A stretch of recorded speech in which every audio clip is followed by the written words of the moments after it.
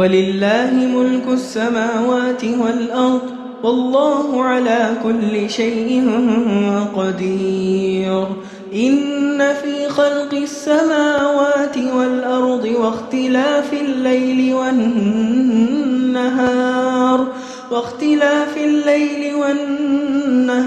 لآيات لأولي الألباب الذين يذكرون الله قياما وقعودا وعلى جنوبهم ويتفكرون في خلق السماوات والأرض ربنا ما خلقت هذا باطلا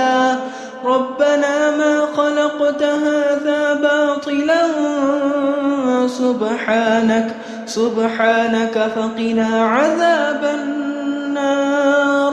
ربنا إنك من تدخل النار فقد أخزيته وما للظالمين من أنصار.